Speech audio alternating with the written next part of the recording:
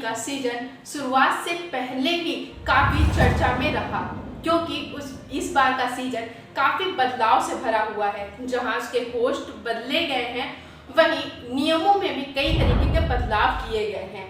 लेकिन इसके अलावा भी कुछ ऐसे विषय हैं जिसको लेकर बिग बॉस OTT 3 चर्चा का विषय बना हुआ है, और उसका कारण है उसके 3 प्रतिभागी। यह सुनने में काफ़ी अजीब लग रहा होगा, लेकिन हम आपको बता दें कि एक साथ एक ही परिवार से 3 प्रतिभागियों ने इस बार हिस्सा लिया है। और हम बात कर रहे हैं अरमान मलिक और उनकी 2 पत्नी कृतिका और पायल के बारे में, जिसको लेकर काफ़ी चर्चा हो रही है। यहाँ के प्रतिभागी जो इस बार सीजन 3 में शामिल हुए हैं, कई बार उनकी शादी को लेकर चर्चा करते नजर आते हैं। उनसे उनकी पर्सनल लाइफ को लेकर बात करते हैं और उनसे सवाल करते हैं कि किस तरीके से उन्होंने ये 2 शादियाँ की। ऐसे में कई बार उन्हें ऑन स्क्रीन ये भी कहते हुए देखा जाता है कि 2 शादी तो हर कोई करना चाहता है। ऐसे में बड़ा सवाल ये है कि क्या कानून 2 शादी की इजाज़त देता है, और अगर देता है तो उसके लिए कंडीशंस क्या होगी।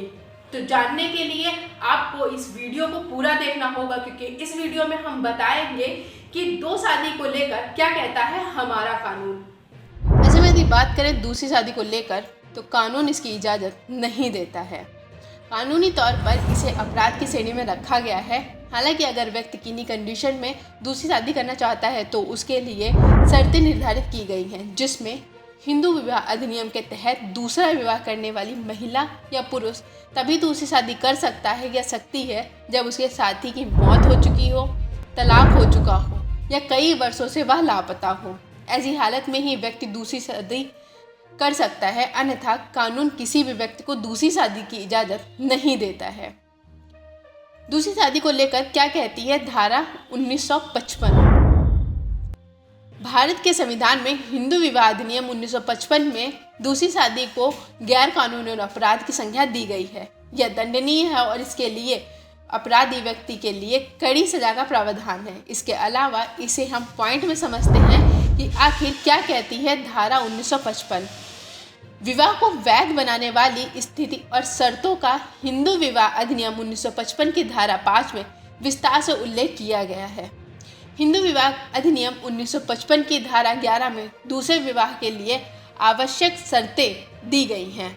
इस धारा में संक्षेप में कहा गया है कि किसी भी परिस्थिति में तलाक के बिना दूसरा विवाह अमान्य और निरर्थक है। यदि पारिवारिक न्यायालय पहले विवाह को कानूनी रूप से तलाक दे चुका हो तो अलग अलग धर्म इसे अलग अलग शब्दों में स्वीकार करते हैं, जैसा कि ईसाई विवाह अधिनियम, जिसमें द्विविवाह का सीधे तौर पर उल्लेख नहीं किया गया है, लेकिन यह कहा गया है कि अगर कोई व्यक्ति पहली शादी से तलाक लिए बिना दूसरी शादी करता है तो उसके लिए कड़ी सजा दी जा सकती है, या भारतीय दंड संहिता की धारा 419 के तहत दंडनीय है।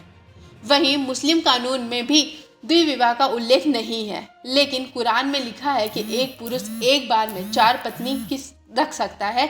यहाँ पति को दूसरी शादी करने के लिए तलाक की ज़रूरत नहीं है। क्या तलाक दिए बिना दूसरी शादी मान्य है? बिना पहली पत्नी से तलाक लिए बिना यदि कोई व्यक्ति दूसरी शादी करता है तो भारतीय दंड संहिता की धारा 494 के अनुसार तलाक के बिना दूसरी शादी करना अवैध है और निषिद्ध माना गया है।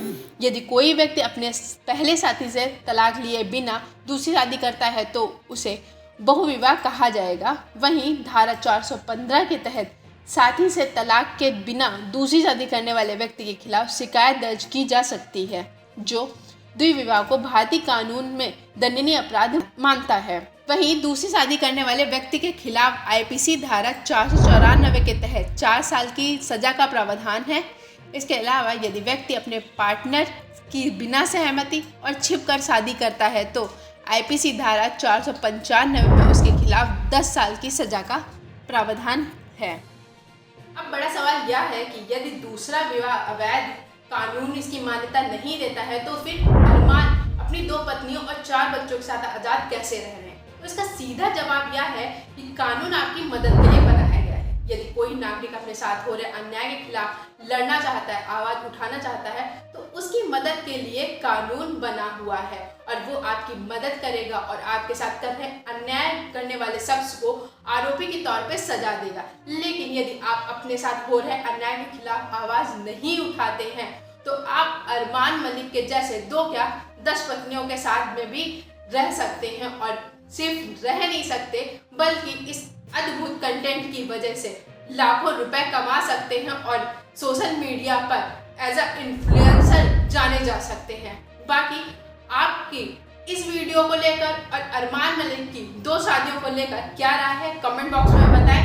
बाकी ऐसे वीडियो के लिए आप बने रहें हमारे चैनल जर्नलिस्ट कैफे के साथ। तब तक के लिए धन्यवाद।